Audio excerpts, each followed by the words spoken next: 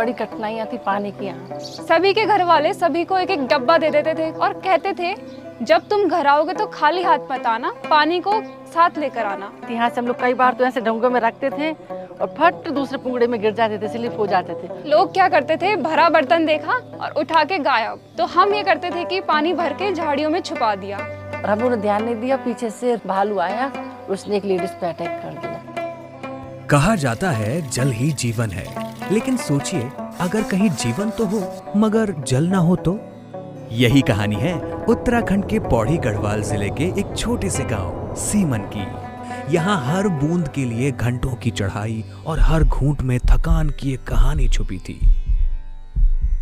बहुत दूर से पानी लाते थे, धारा पंदेराओं से पानी लाते थे। हैंडपंप तो अभी लगे कुछ साल पहले से, पहले हम लोग धारा से लाते थे पानी। सुबह 4 बजे 5 बजे निकल जाना और 9 10 बजे आना।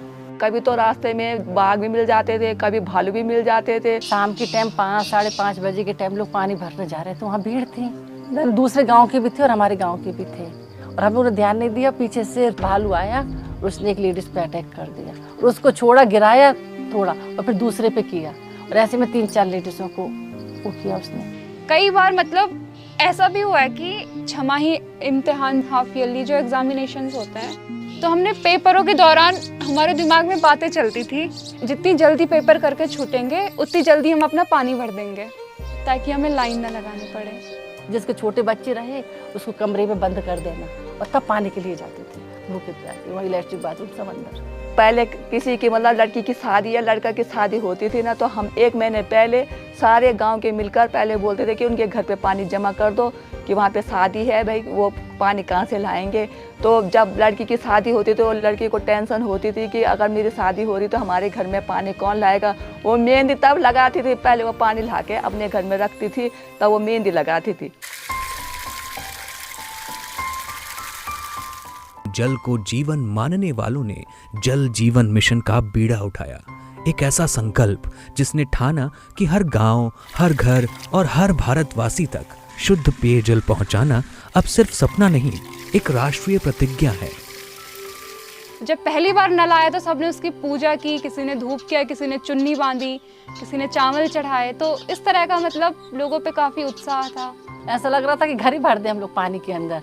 बंट हम लोग डब्बा भरा, फिर बाहर लाए, फिर दूसरा डब्बा भरा, फिर दूसरों के घर भी गए पानी देखने की तुम्हारे उसमें कैसा पानी आ रहा है। मेरा तो ये था कि थैंक गॉड कि फाइनली पानी आ चुका है। जब से जल मिशन का पानी आया है तब से हम लोग बहुत खुश हैं। किसी के दुख सुख में शामिल हो जाते, पहले तो 1-1 डेढ़ महीना होता था हम लोग दुख सुख में शामिल ही नहीं हो पाते थे। हम मोदी सरकार का बहुत बहुत धन्यवाद करते हैं, उनने घर घर पानी लगा दिया है, बहुत सुविधाएं दे दी है। बदलाव की ये कहानी सिर्फ पौड़ी गढ़वाल की ही नहीं है बल्कि पूरे देश की है।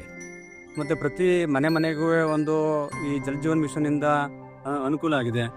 जल जीवन मिशन अंतर्गत पाणी आल्यामुळे महिलांचा जे कष्ट होते पाणी आणण्याचे, वेळ जात होता, तर ते सगळं बंद झालं। पानी बराबर से टाइम पे हम लोगों को मिल जा रहा है तो हमारी समस्या बहुत तरह से सॉल्व हो गई है। हर एक घर जल और हर एक घर नल पहुंचा है।